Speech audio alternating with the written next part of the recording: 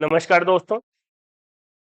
इस क्लास में हम बात करेंगे टैक्सोनॉमी के दो महत्वपूर्ण कॉन्सेप्ट जिनसे एग्जाम में क्वेश्चन पूछे जाते हैं।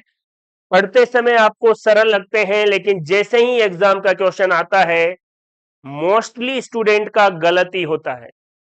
तो आइए इन दोनों कॉन्सेप्ट में क्लियरिटी देने के लिए इस वीडियो की शुरुआत करते हैं। देखिए, पहला है नोमेनक्लेचर या नामकरण से जुड़े हुए कुछ टर्म है, कुछ शब्द है जिनको आपको अच्छे से समझना है और साथ में बार बार रिवाइज करके याद भी करना है। देखिए, एक टर्म है टोटोनिम्स। इसके बारे में हम बात कर रहे थे कि आईसीबीएन या जो प्लांट का नोमेनक्लेचर है उसमें टोटोनिम्स नहीं पाया जाता। केवल आईसीजेडएन या जो जंतुओं का नोमेनक्लेचर है उसमें ही टोटोनिम्स पाया जाएगा। और टोटोनिम्स क्या है? किसी जीव का वंश और जाति दोनों का नाम समान हो तो उसको टोटोनिम्स कहा जाएगा। क्लियर है बात? यहां पर टी साइलेंट नहीं है, ध्यान रखना इस बात का। टोटोनिम्स हिंदी में ऐसे ही लिखेंगे, टोटोनिम्स। अगर किसी जीव की जीनस और स्पीसीज दोनों के नाम समान हो तो उसे टोटोनिम्स, और ये साफ साफ मैंने लिख दिया है ओनली फॉर एनिमल्स। प्लांट्स के अंदर टोटोनिम्स नहीं पाए जाएंगे, एनिमल्स में ही पाए जाएंगे, जैसे नाजा नाजा, कोबरा, रेटस रेटस। तो जीनस और स्पीसीज दोनों के नाम समान है। क्लियर है? तो टोटोनिम्स आपको क्लियर होना चाहिए। दूसरा टर्म है ओटोनिम्स। जब स्पीसीज और सब स्पीसीज, जिसे हम वैरायटी भी कह रहे हैं या उपजाति भी कह रहे हैं, इन दोनों के नाम समान हो तो उसे क्या कहा जाएगा? ओटोनिम्स। क्लियर है बात? बिल्कुल क्लियरिटी के साथ आप चीजों को देखते चलें, बेवजह के कंफ्यूजन पालने की जरूरत नहीं है। और पढ़ते समय ही पूरे दिमाग को इस तरीके से अलर्ट रखें कि किस तरीके से एग्जाम में क्वेश्चन पूछा जा सकता है। ओटोनिम्स, अगर स्पीसीज और सब स्पीसीज दोनों के नाम समान हो, जैसे कॉर्वस स्प्लेंडस स्प्लेंडस, क्रो या कोवे का वैज्ञानिक नाम, जिसमें स्पीसीज स्प्लेंडस और सब स्पीसीज या वैरायटी ये भी स्प्लेंडस, दोनों के नाम समान है, इसलिए इसको क्या कहा जाएगा? ओटोनिम्स। एक और है होमोनिम्स। देखिए, होमोनिम्स ये क्या है?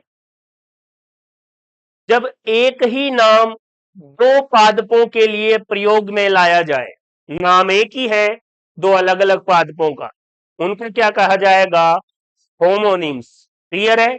जैसे एक नाम है प्रूनस डुल्सी, ये आलमंड या बादाम के लिए, और दूसरा प्लम या आलू बुखारे के लिए भी इस्तेमाल होता है। इसलिए प्रूनस डुल्सी क्या हुआ? होमोनिम्स हुआ। एक ही नाम दो अलग अलग पादपों के लिए प्रयोग में आ रहा है। तो तीन चीजें आपने देखी है, टोटोनिम्स, ओटोनिम्स और होमोनिम्स। बिल्कुल क्लियरिटी के साथ आपको चीजें समझनी है और यही एग्जाम्पल आपको याद रखना है। क्लियर है? देखिए, आगे चलते हैं। आगे हैं सिनोनिम्स। देखिए, सिनोनिम्स क्या है? सिनोनिम्स, यदि किसी पादप के दो नाम दिए गए हैं तो प्राथमिकता के सिद्धांत से, प्रायोरिटी के प्रिंसिपल से, वही नाम मान्य होगा जो सर्वप्रथम दिया गया हो, और बाद में जो नाम दिए गए हैं उनको क्या कहा जाएगा? सिनोनिम्स कहा जाएगा। सिनोनिम्स क्या है? सबसे पहले जो नाम दिया गया है उस प्लांट का, वो उसके बाद जो नाम दिए गए हैं वो सिनोनिम्स है। क्लियर है? देखिए, किसी पादप के दो नाम दिए गए हैं, प्राथमिकता के सिद्धांत से वही नाम मान्य होगा जो सर्वप्रथम दिया गया है, और बाकी जो शेष बचे नाम हैं वो सिनोनिम्स होंगे। जैसे एक एग्जाम्पल के लिए मैं आपको फिर से बताता हूं, जब प्राथमिकता का सिद्धांत, द प्रिंसिपल ऑफ प्रायोरिटी हमने पढ़ा, तब भी ये बात देखी थी। एक पादप है क्लियोम गाइनेंड्रा, 1753 में लीनियस ने यह नाम दिया। उसके बाद लीनियस ने ही 1762 में इसे क्लियोम पेंटाफाइला कहा। उसके बाद 1824 में कैंडोले ने गाइनेंड्रोपिस पेंटाफाइला कहा।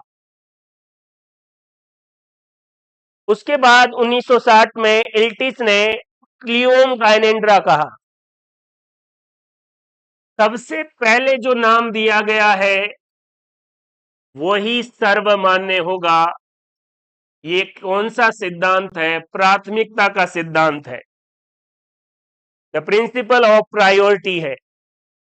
बाकी शेष बचे नाम जो बाद में दिए गए हैं उनके लिए आप क्या टर्म इस्तेमाल कर सकते हैं? सिनोनिम्स इस्तेमाल कर सकते हैं। क्लियर है बात? कोई कंफ्यूजन? देख लीजिए, टोटोनिम्स, ऑटोनिम्स, होमोनिम्स और सिनोनिम्स, इन चारों टर्म को मैंने बहुत अच्छे से एक्सप्लेन किया है। आराम से इस स्लाइड को देखिए। ये देखिए, क्लियोम गाइनेंड्रा और आगे क्या लिखा है? लिन, क्योंकि सबसे पहले किसने दिया था? लीनियस ने। यही नाम सर्वमान्य है, बाकी शेष सभी नामों को क्या बोला जाएगा? सिनोनिम्स बोला जाएगा। क्लियर है? देखिए,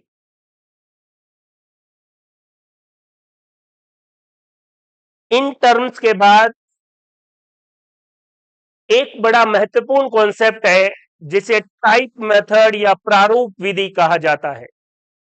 एग्जाम में आपने इससे संबंधित क्वेश्चन भी पढ़े होंगे। होलोटाइप, पैराटाइप, आइसोटाइप, नियोटाइप पढ़ते हैं, आपको लगता है ठीक है, लेकिन जब एग्जाम में क्वेश्चन आता है तो कंफ्यूजन होता है।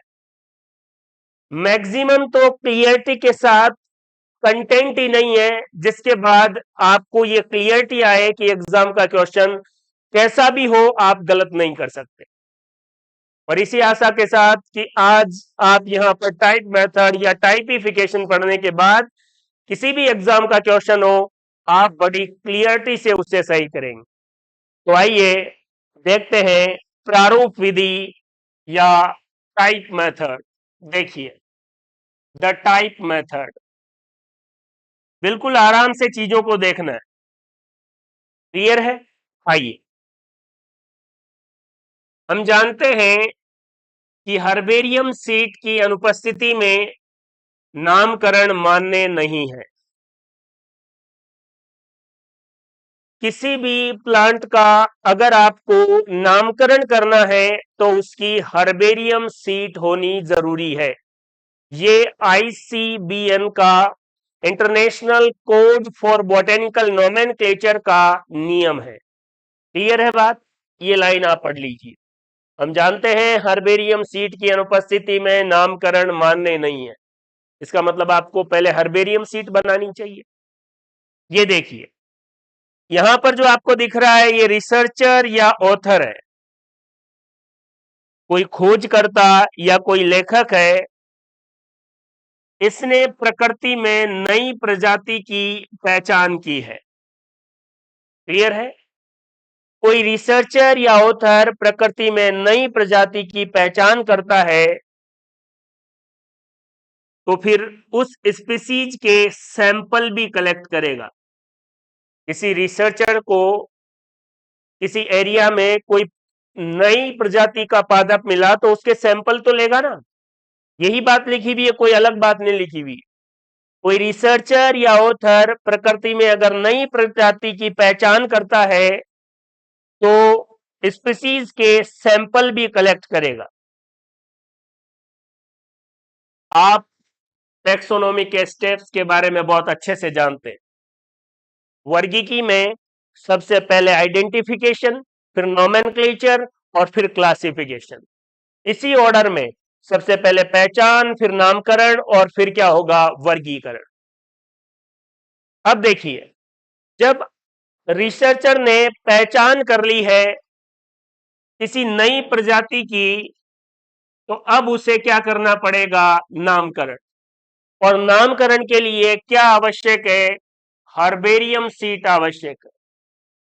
जब रिसर्चर या ऑथर ने नई पादप प्रजाति, न्यू प्लांट स्पीसीज आइडेंटिफाई की है, अब इसका नामकरण करना आवश्यक है, क्योंकि यही टेक्सोनोमी के स्टेप्स है, क्रम है कि पहले आप पहचान कीजिए, उसके बाद नामकरण कीजिए और उसके बाद क्लासिफिकेशन कीजिए। क्लियर है बात? आराम से स्लाइड को देखिए, क्या है, हर्बेरियम सीट अगर नहीं है तो नामकरण मान्य नहीं है। अगर किसी ऑथर या रिसर्चर ने प्रकृति में नई प्रजाति की पहचान की है, तो उस स्पीसीज या प्रजाति के उसने सैंपल लिए ही होंगे। टेक्सोनोमी आप जानते हैं, पहले पहचान, फिर नामकरण, फिर क्लासिफिकेशन। अब जब उसने नई प्रजाति की पहचान कर ली है, तो अब उसके नामकरण के लिए किसकी जरूरत है, हर्बेरियम सीट की जरूरत है। यही लिखा हुआ है, जब रिसर्चर या ऑथर ने नई पादप प्रजाति या न्यू प्लांट स्पीसीज आइडेंटिफाई की है, तो अब इसका नामकरण करना आवश्यक है। इस पूरी स्लाइड से आपको यह पता लगा कि अगर किसी ने किसी पादप प्रजाति की पहचान कर ली है, तो अब उसका नामकरण करना आवश्यक है, और उस नामकरण के लिए हर्बेरियम सीट होनी आवश्यक है। ये इसका मूल भाव है।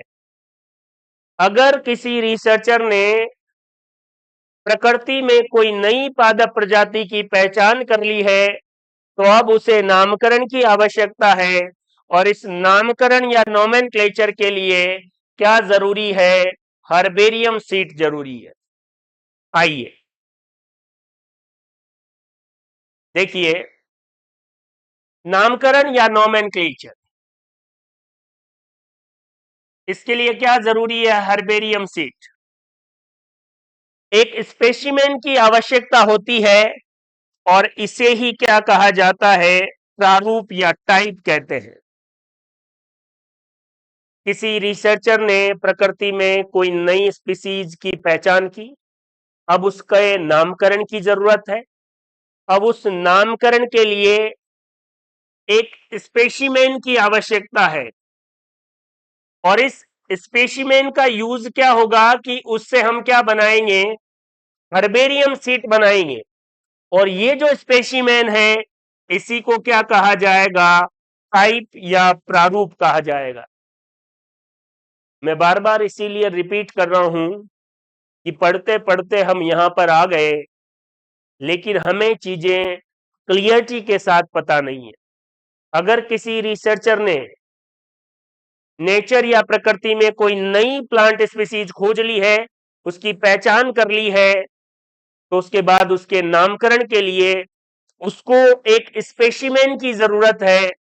उसी स्पेसिमेन को टाइप कहा जाएगा, और इस स्पेसिमेन का यूज क्या होगा, हर्बेरियम सीट बनाने में। क्योंकि जैसे ही हर्बेरियम सीट बनेगी, उसके बाद ही उसका नोमेनक्लेचर या नामकरण हो पाएगा। क्लियर है? देखिए, अब ये जो स्पेसिमेन है, ये कोई प्लांट का पार्ट हो सकता है, भाग हो सकता है, ड्राइंग हो सकती है, कोई फोटोग्राफ हो सकता है। मान लीजिए, जो हाइड्रोफाइट्स है, जल में रहने वाले पादप, जलोदभिद पादप है, हर्ब्स है, इन्हें ज्यादा समय तक प्रिजर्व या संरक्षित नहीं किया जा सकता। इनको, हाइड्रोफाइट्स और हर्ब्स को ज्यादा समय तक प्रिजर्व नहीं किया जा सकता, इसलिए जनरली इनकी ड्राइंग या फोटोग्राफ का ही इस्तेमाल होता है। बाकी के लिए पादप का कोई भाग ले लेते हैं और इसको ऐसे एक व्हाइट शीट पर चिपका देते हैं, और यहां उस पादप से संबंधित उसका नाम या डिटेल लिखते हैं। और इसी को कहा जाता है हर्बेरियम सीट। Herbarium seat.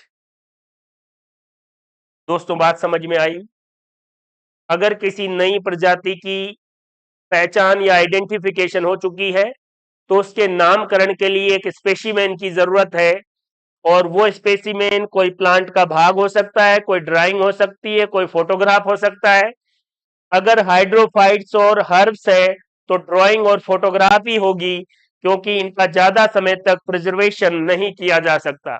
और कोई और पादप है तो प्लांट का पार्ट भी हम ले सकते हैं, और ये जो स्पेसिमेन है इससे फिर क्या बनाई जाएगी? Herbarium seed. और हर्बेरियम सीड बनने के बाद उस प्लांट का नोमेनक्लेचर आसानी से किया जा सकता है। आराम से देखिए इसे। आइए आगे देखते हैं। हमारे पास ये रिसर्चर या ऑथर है, इसने किसी पर्टिकुलर एरिया से, ये आपके पास एक एरिया है, क्षेत्र है, इस क्षेत्र से सैंपल कलेक्ट किए हैं। देखो ध्यान से, रिसर्चर या ऑथर ने किसी पर्टिकुलर एरिया से सैंपल कलेक्ट किए हैं। फिर क्या हुआ?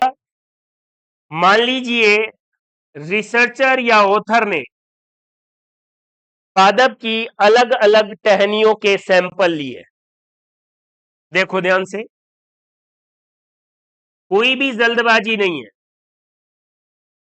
एक रिसर्चर या ऑथर है जिसने पर्टिकुलर एरिया से सैंपल कलेक्ट किए हैं, और इस रिसर्चर या ऑथर ने मान लीजिए एक पादप की अलग अलग टहनियों के सैंपल लिए हैं, और अब इन सैंपल की टैगिंग की है, टैग लगाए हैं।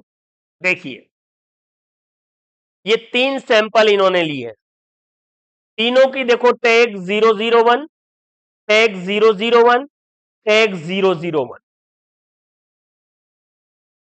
जो प्लांट स्पीसीज थी उसके 3 सैंपल इन्होंने लिए, और तीनों का टैग 001 रखा है। अब ये जो सैंपल है इसका इस्तेमाल नामकरण के लिए हो गया। इन तीनों सैंपल में से किसी एक हर्बेरियम सीट का इस्तेमाल या एक सैंपल का इस्तेमाल नामकरण के लिए हो गया, उसको कहा जाएगा होलोटाइप। अब ये टाइप शुरू हो गए, ध्यान से देखो।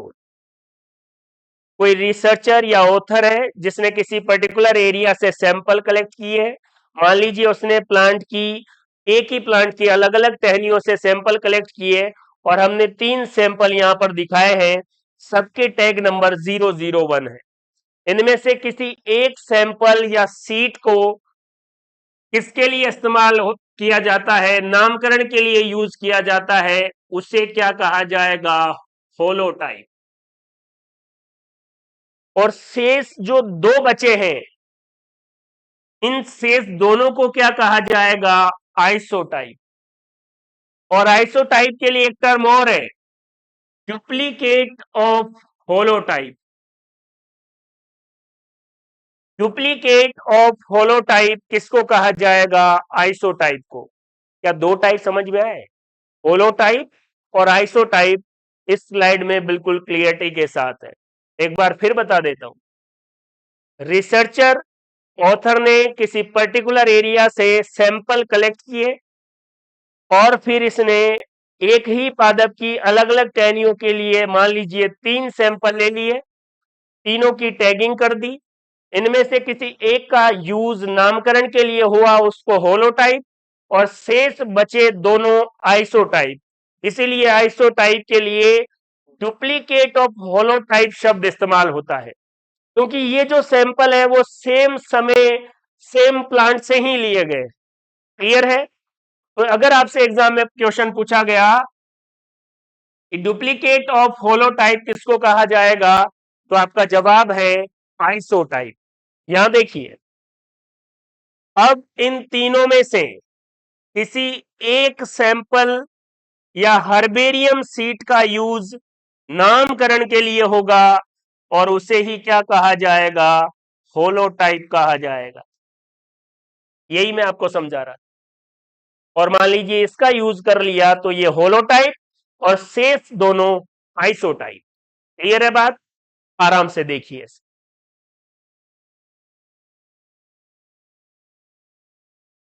आगे आइए।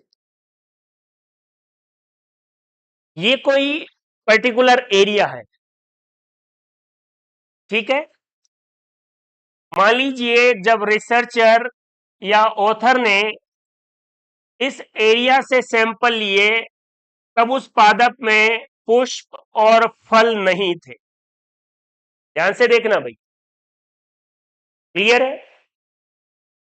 अभी जिस पादप की हम बात कर रहे थे उसका जब सैंपल लिया गया, मान लीजिए इस एरिया से लिया गया, जब वो सैंपल लिया गया था तब वहां पर फ्रूट और फ्लावर या पुष्प नहीं थे। अब उसी पादप स्पीसीज के सैंपल किसी अन्य क्षेत्र से लिए, मान लीजिए ये क्षेत्र एरिया 2 है। बेवजह का कोई कंफ्यूजन नहीं पालना है आपको। ये एरिया 2 और सेम प्लांट वही स्पीसीज के सैंपल लेने हैं आप। अभी थोड़ी देर पहले मैं आपको बता रहा था कि एक एरिया से सैंपल लिए और मैंने आपको होलोटाइप और आइसोटाइप समझा दिया। अब एक कंडीशन है, क्या कि मान लीजिए यहां से आपने जब सैंपल लिए थे, ये पहले वाला एरिया है और इसको मैं एरिया 1 कह देता हूं। जब यहां से सैंपल लिए थे तब प्लांट में फ्लावर और फ्रूट नहीं थे। अब ऑथर ने क्या किया कि एक दूसरे एरिया में उसी प्लांट स्पीसीज के सैंपल लिए, ये रहा। अब इसमें फ्रूट और फ्लावर दोनों आए, देख लीजिए। अब रिसर्चर या ऑथर इस पादप प्रजाति के लक्षणों की व्याख्या और नामकरण के लिए होलोटाइप व आइसोटाइप के अलावा इस नए क्षेत्र के सैंपल को भी शामिल करेगा। क्यों करेगा? क्योंकि पहले जो होलोटाइप और आइसोटाइप थे उनमें फ्रूट और फ्लावर नहीं आए थे। तो इसको लगा कि अगर लक्षणों की सही व्याख्या करनी है और नामकरण के लिए भी अगर सही से इस्तेमाल करना है तो इस नए क्षेत्र के सैंपल को भी शामिल करना चाहिए। और इस नए क्षेत्र के सैंपल को या इस नए सैंपल को ही क्या कहा जाता है? पैराटाइप। ये जो है इसको क्या कहा जाएगा? पैराटाइप। बताइए पैराटाइप क्या है? एक पर्टिकुलर एरिया से किसी रिसर्चर ने सैंपल लिए, 3 सैंपल ले लिए। एक को हर्बेरियम सीट या नोमेनक्लेचर के लिए इस्तेमाल कर लिया, वो तो हो गया होलोटाइप। शेष 2 बचे आइसोटाइप, जिनको डुप्लीकेट ऑफ होलोटाइप कहा जाता है। अब थोड़े दिनों बाद इसको पता लगा कि वो जो सैंपल इसने लिए थे उस पर्टिकुलर एरिया से अगर दूसरे एरिया में गए तो वहां पर सेम प्लांट स्पीसीज में पुष्प और फल आ गए। तो इसको लगा कि अब इस नए सैंपल की भी जरूरत है और इस पादप प्रजाति के लक्षणों की व्याख्या और नामकरण के लिए होलोटाइप और आइसोटाइप के अलावा इस नए क्षेत्र के सैंपल को भी वो शामिल करेगा और इसे क्या कहा जाएगा? पैराटाइप कहा जाएगा। क्लियर है बात? देखिए, तो ये होलोटाइप और आइसोटाइप थे जो इस एरिया 1 से लिए गए। एरिया 1 से होलोटाइप और आइसोटाइप लिए गए थे, एरिया 2 से पैराटाइप लिया गया है। क्यों? क्योंकि इसमें थोड़े से कुछ कैरेक्टरिस्टिक्स या अभिलाक्षणीय गुण ऐड हो गए। यहां पर फूल और फल नहीं आ रहे थे, थोड़े समय बाद फूल और फल आ गए, तो रिसर्चर को लगा कि ये वाला सैंपल भी अभिलाक्षणिक लक्षणों की व्याख्या नामकरण के लिए ऐड कर देना चाहिए। तो होलोटाइप और आइसोटाइप के बाद इसको भी लगा देना चाहिए।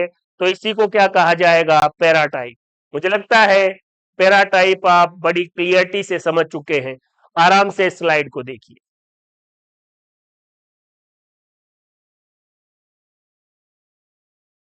आइए, एक और नाम है सिन टाइप। इसको देखिए, सिन टाइप, समझिए। जब रिसर्चर या ऑथर ने होलोटाइप का निर्धारण नहीं किया हो, बहुत सारे सैंपल इकट्ठे कर लिए और अभी ये फिक्स नहीं किया गया कि ये होलोटाइप होगा, इसका यूज हर्बेरियम सीट या नोमेनक्लेचर के लिए किया जाएगा। इसी प्रजाति के बहुत सारे पादपों के स्पेसिमेन की हर्बेरियम सीट क्या कहलाएगी? सिन टाइप कहलाएगी। किसी रिसर्चर ने किसी प्लांट स्पीसीज के अलग अलग पादपों के सैंपल लेकर रख रखे, फिर क्या हुआ, अभी ये फिक्स नहीं है कि कौन सी हर्बेरियम सीट होलोटाइप होगी, तो जितने भी सैंपल है सारे के सारे क्या कहलाएंगे? सिन टाइप कहलाएंगे। जब होलोटाइप का निर्धारण नहीं किया है तो इसी प्रजाति के बहुत सारे पादपों के स्पेसिमेन की हर्बेरियम सीट क्या कहलाएगी? सिन टाइप कहलाएगी। एक और नाम है लैक्टोटाइप, बहुत ही महत्वपूर्ण है, एग्जाम में पूछा गया क्वेश्चन। पढ़िए, यदि होलोटाइप खो जाए तो ओरिजिनल मटेरियल से ही किसी एक का यूज नोमेनक्लेचर या नामकरण के टाइप के रूप में किया जाएगा, तो इसे लैक्टोटाइप कहा जाएगा। अगर होलोटाइप खो जाए तो जो आपके पास ओरिजिनल सैंपल है उनमें से ही किसी को नोमेनक्लेचर टाइप के रूप में इस्तेमाल किया जाए, तो इसे क्या कहा जाएगा? लैक्टोटाइप। अब आपके पास ओरिजिनल जो सैंपल है वो तो बहुत सारे हैं, उसकी क्या प्रेफरेंस है वो देखिए। सबसे पहले आप आइसोटाइप का इस्तेमाल करिए। अगर आइसोटाइप सही नहीं लग रहा है या नहीं है तो फिर सिन टाइप का इस्तेमाल करेंगे और उसके बाद फिर किसका इस्तेमाल करेंगे? पैरा टाइप का इस्तेमाल करेंगे। क्लियर है बात? एक बार फिर देखिए, सिन टाइप क्या है? जब होलो टाइप का निर्धारण नहीं हुआ है तो उसी प्रजाति के बहुत सारे पादपों की जो हर्बेरियम सीट है वो क्या कहलाएगी? सिन टाइप। अगर होलो टाइप खो गया है तो जो ओरिजिनल मटेरियल है उसी पादप से संबंधित जो सैंपल है उनमें से ही किसी एक का यूज होलोटाइप के रूप में करें या नोमेनक्लेचर टाइप के रूप में करें, तो इसे लैक्टोटाइप कहा जाएगा। और ये आप बहुत अच्छे से याद रख लें, लैक्टोटाइप की प्रेफरेंस क्या होगी? सबसे पहले आइसोटाइप, उसके बाद सिन टाइप और उसके बाद पैराटाइप। देख लीजिए, इस प्रेफरेंस को जरूर याद रखें। देखिए, आइए आगे देखते हैं। एक और टर्म है नियोटाइप। नियोटाइप क्या है? नियोटाइप देखिए, यदि होलोटाइप व ओरिजिनल प्लांट मटेरियल लॉस्ट हो गया हो, होलोटाइप और साथ में जितने भी सैंपल उस समय लिए थे वो सब खत्म हो गए, लॉस्ट हो गए, खो गए, तब नामकरण के लिए दूसरे प्लांट, और इस दूसरे प्लांट का मतलब है उसी स्पीसीज का दूसरा प्लांट, तब नामकरण के लिए दूसरे प्लांट जो सेम स्पीसीज का है उसकी हर्बेरियम सीट का इस्तेमाल होगा। इसे क्या कहा जाएगा? नियोटाइप। एक बार फिर देखिए, होलोटाइप और ओरिजिनल प्लांट मटेरियल लॉस्ट हो गया है, उस समय कोई दूसरा प्लांट उसी स्पीसीज का उसकी हर्बेरियम सीट का यूज किया जाए तो ये नियोटाइप होगा। और एक चीज आप ध्यान से समझ लें, एक वचन के रूप में नियोटाइप है और बहुवचन के रूप में सिन टाइप है। किसी एक सैंपल को, उसी स्पीसीज के दूसरे पादप के एक सैंपल को नियोटाइप कह रहे हैं, और हमने अभी थोड़ी देर पहले पढ़ा था, ये देखिए, सिन टाइप। कि जब होलोटाइप का निर्धारण नहीं हुआ है तो उसी प्रजाति के बहुत सारे पादपों के जो हर्बेरियम सीट है उसको क्या कहेंगे, सिन टाइप। और अभी हम क्या कह रहे हैं कि उस पादप के अलावा किसी दूसरे पादप की हर्बेरियम सीट क्या कहलाएगी, नियोटाइप, जिसका इस्तेमाल किसके लिए करेंगे, होलोटाइप के रूप में। तो सिंगुलर एक वचन के रूप में नियोटाइप है और बहुवचन के रूप में सिन टाइप। क्लियर है बात, आराम से देखिए। एक टर्म अभी हमने पढ़ा था आइसोटाइप, इसके लिए आप ये चीज याद ही रख ले, duplicate of holotype. Duplicate of holotype क्या कहलाएगा, आइसोटाइप। क्लियर है, देखिए ये एक प्लांट है, इससे सैंपल लिया गया, उसको होलोटाइप कह रहे हैं, या इस प्लांट का एक सैंपल होलोटाइप के रूप में इस्तेमाल कर लिया गया।